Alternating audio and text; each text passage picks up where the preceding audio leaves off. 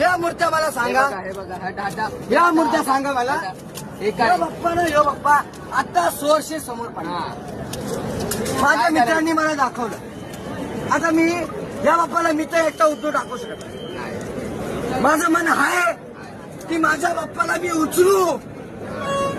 अरे पण तुम्ही नीचत का? तुम्ही धर्माने तुम्ही बाप्पाला आणताय. अरे एवढी मूर्तीसाठी तुम्ही लाखो करोडो खर्च करताय, पण माझ्या बाप्पाची मूर्ती तुम्ही उचलून घ्याला. अरे ही जर मूर्ती पडली आज कोण खर्च करणार? आम्ही बीएमसी वाले, आम्ही बीएमसी वाले आम्हाला जाऊन कंप्लेंट करणार. त्या तिकडे त्या कोरेगावाला मूर्ती पडली आहे, जाऊन उचला. बीएमसी वाले उचलणार आहे मूर्ती. तुम्ही मंडळाला त्यांनी उचलून टाकलं.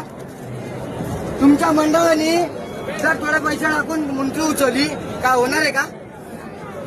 होणार आहे का काय? नाही अरे भाई, मंडळाने जरा 500, 1000, 2000, 3000 खर्च करा, पण बाप्पाची मूर्ती आतमध्ये जाऊ द्या रे. आणि हा व्हिडिओ ना भाई इंस्टाला जाणार, फेसबुक, व्हॉट्सअप, मुंबई महानगरपालिका व्हायरल सगळीकडे गेला पाहिजे हा व्हिडिओ. कारण की भाई गलत बोलत नाही. जर गलत बोलत असेल ना बिंदास कंप्लेंट करा, काय विषय नाही.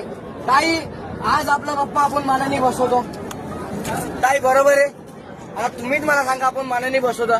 जर आपल्या मंडळाने चला 500 नाही 100, 200, 300 रुपये दिले तर आपली मूर्ती माझ्यासमोर पडलेली आहे. हीच मूर्ती आपण उभी राहिली असती, बोटीमध्ये गेली असती, चिमूटला झालो पण मोठी मूर्ती गेली असती. ही मूर्ती थोडी पुढे जाऊन खोल पाण्यामध्ये गेली असती तर त्या बाप्पाला किती चांगलं वाटलं असतं, किती चांगलं वाटलं असतं. जर तुम्ही येऊन डायरेक्ट धडपडा करणार कसं वाटत? मूर्ती आहे ना श्रद्धांनी बसवली, 10-11 दिवस तुम्ही आरती केली, कसं वाटणार ताई? गलत आहे नाही. बाप्पाची मूर्ती आहे यार, श्रद्धांनी बसवलं तुम्ही करा ना. तुम्ही महिनाभर उपाशी राहता, पण तो बाप्पा तुम्हाला नंतर देईन ना दुसऱ्या महिन्यामध्ये. ज्या श्रद्धाने तुम्ही बसवता होईन ना तुमचं काय ना काय, भला तर होईनच. सगळी दुनिया याच्या भरोशावर कायमावर आहे. तुम्ही 11 दिवस बसवता, 11 दिवसानंतर लोक पडला.